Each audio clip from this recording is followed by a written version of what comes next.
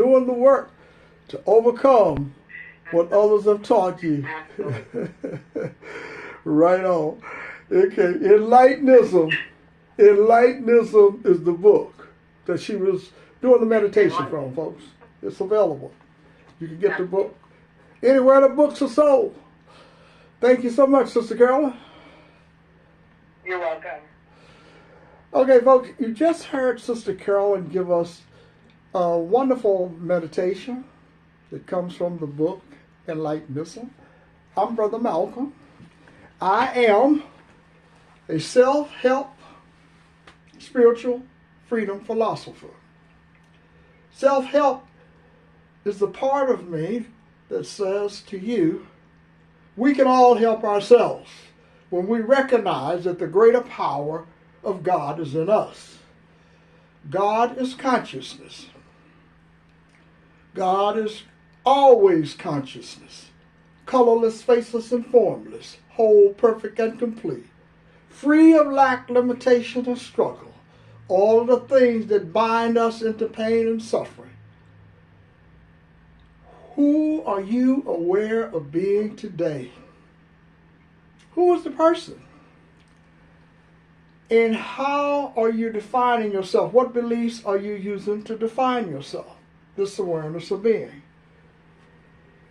The mind is a powerful thing. And the mind has a lot of things in it. A lot of beliefs, I should say, that you have jammed into your life, into your mind. And now we use these beliefs to define who we are. There are no victims in Enlightenism. There are no victims in this consciousness that I'm talking about. It's only free people, a free mind. Someone asked me the other day, how do I see the light within? How do I discover this consciousness, and how do I know that it's not an illusion, all a part of another illusion? Well, it takes time for you to see the consciousness. Meaning see it, come in contact with the consciousness. You first have to unlearn what others have told you about yourself. All of these beliefs about your race, color, gender, age, religion, status, and education. The things that in this society we use to judge ourselves. So you have to let it go.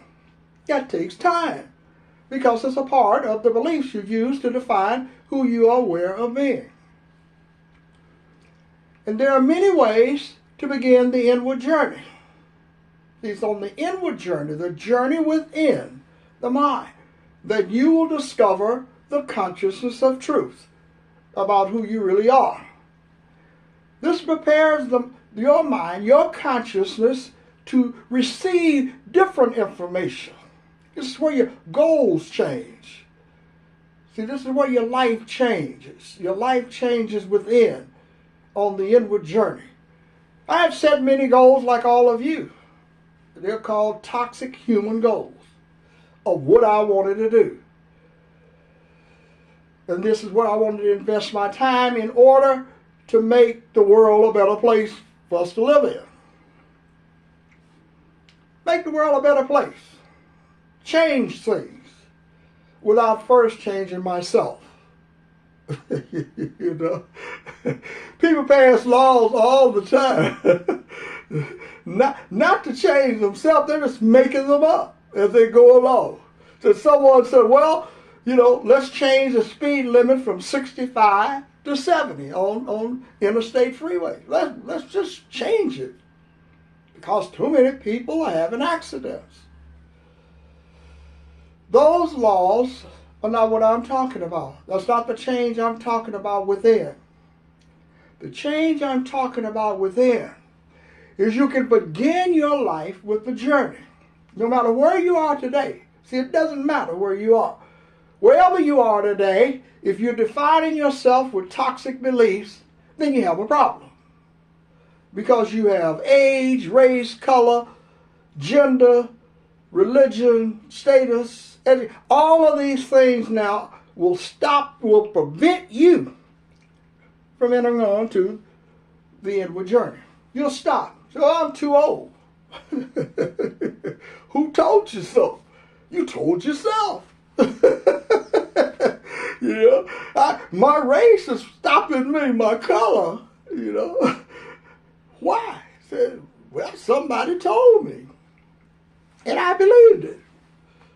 When we believe what other people tell us, then those are the beliefs that stop you from getting on the inward journey. That's what stops you from discovering the consciousness within.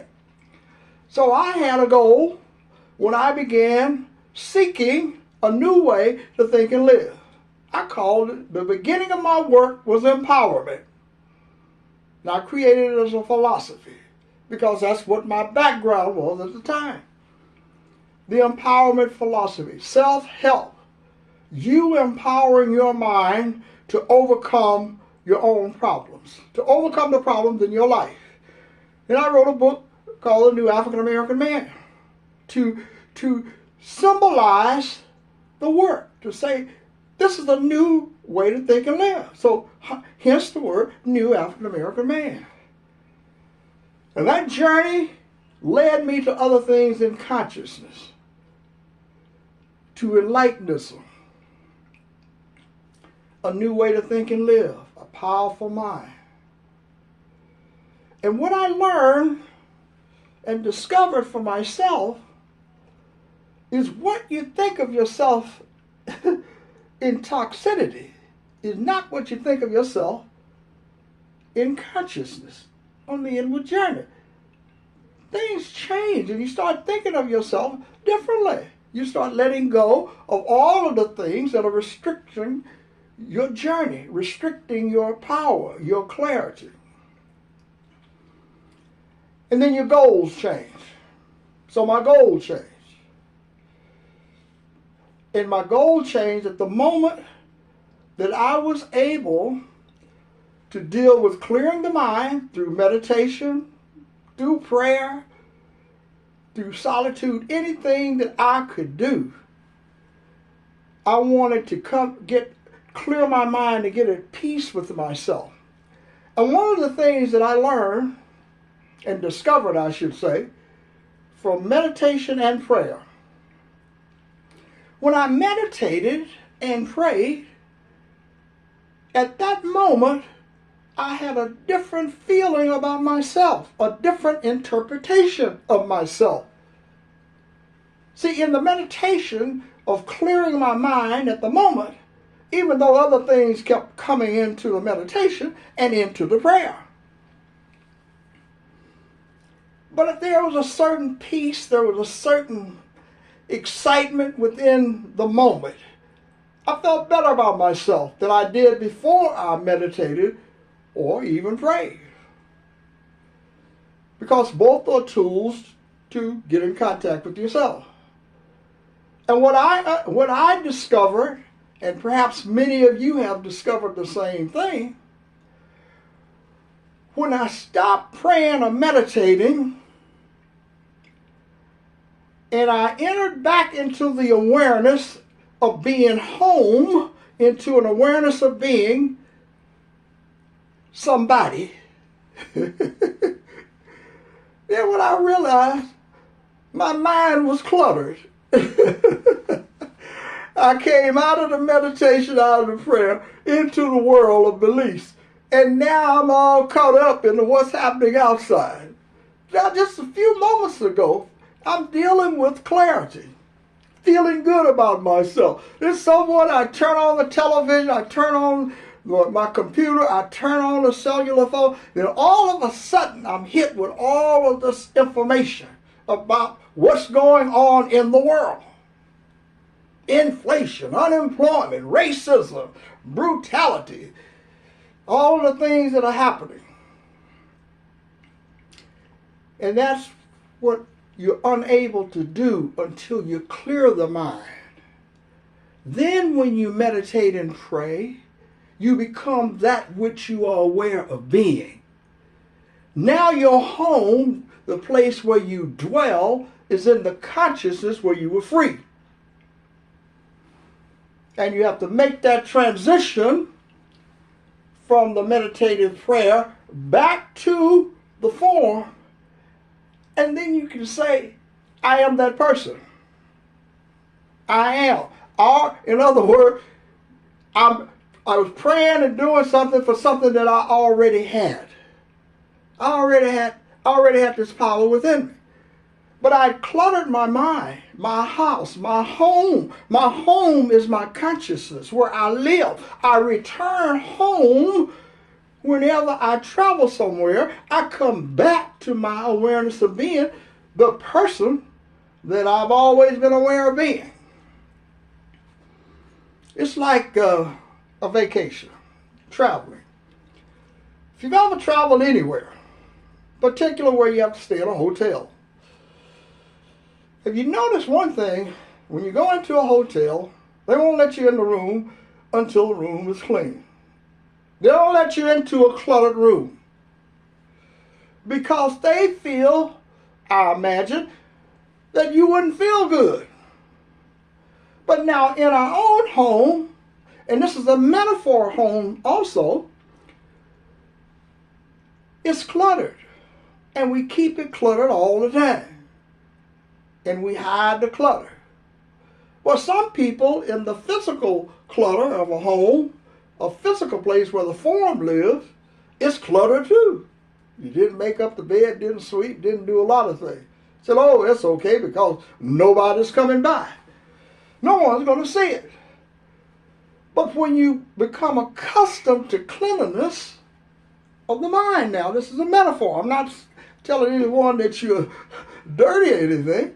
I'm saying cleanliness, then you can understand the biblical definition. Cleanliness is godliness. It's godly. But it's not cleaning your house, not a physical thing, not the form. It's your consciousness.